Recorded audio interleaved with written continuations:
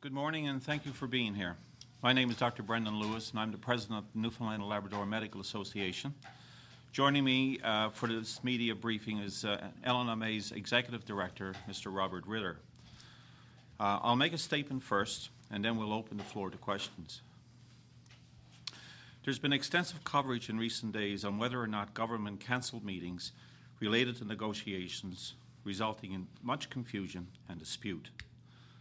The government's preoccupation with the cancellation question is misplaced.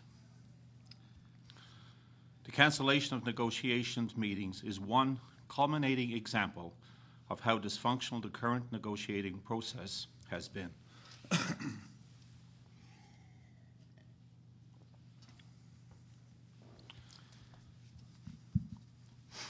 Last week, when the Executive Committee of the NLMA decided to seek binding arbitration, the cancellation issue was the least important factor in our determination. Weighing much more heavily in our decision were the disparaging comments made by the Premier with respect to our proposals submitted to government in writing on March the 3rd. Equally significant has been the violation of our mutual undertaking not to negotiate in public.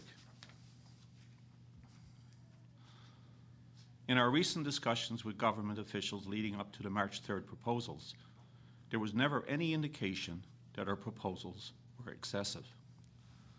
Quite to the contrary, we were led to believe that we were in the range of reaching a settlement, and that is why we were asked to submit a written summary. This makes the comments to the media by Premier Williams all the more surprising and disturbing. We have not been given the courtesy of a serious reply to a serious submission. The Premier's own comments that our proposals are through the roof, that they're too high, can't be dealt with, can't be satisfied, can't be answered, demonstrate not only that he has already passed judgment, but also his bias against physicians. His dismissal of 15 months of work at the negotiating table is the strongest signal possible that we cannot continue with negotiations as they have unfolded up to this point. That is why we are calling for binding arbitration. Our paramount concern is patient care. Making sure the province has an adequate and stable supply of physicians so that patient care is delivered in a timely, safe manner was the fundamental principle underpinning our negotiation proposals. As long as negotiations continue to flounder and dozens of long-standing urgent issues remain in limbo, patient care will continue to be compromised. Binding arbitration will give our members and our patients the comfort and confidence that matters will be dealt with by an objective third party.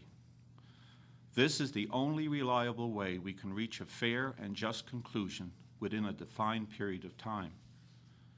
Continuing with the negotiations based on the last 15 months could lead us to the same impasse a year from now. That is why binding arbitration is our only viable option. Up to this point, the only information available to the public with respect to our negotiations has been the cynical comments and criticism put forward by Premier Williams last week. We believe it is now time for the public and our patients to judge the merits of our proposals for themselves. And so today, we're publicly releasing our March 3rd letter. The rapidly unfolding events of recent days have left us with several questions that need to be asked. Why did the Premier choose to respond to our proposals through the media? Why did he violate the confidentiality of our negotiations, something we mutually agreed to at the beginning? When can we expect to receive a meaningful reply that responds to the specifics of our detailed and serious proposal? In his reply to our letter of March 19th, Premier Williams stated that the government does not respond to threats or misleading information. Our demand for binding arbitration is intended simply to advance the paralyzed process and get on with the business of healthcare delivery.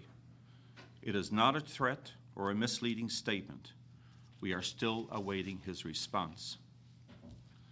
In the coming period, the LLMA will hold a series of information sessions so that our patients and the public can understand exactly what is at stake. And what is at stake is the very future of the medical care system in this province. Details on these information sessions will be forthcoming in the next few days. The physicians of this province will continue to put our patients first as we move forward to conclude our negotiations. We call on the government and the Premier to follow our example. It is a time to stop blaming and start fixing.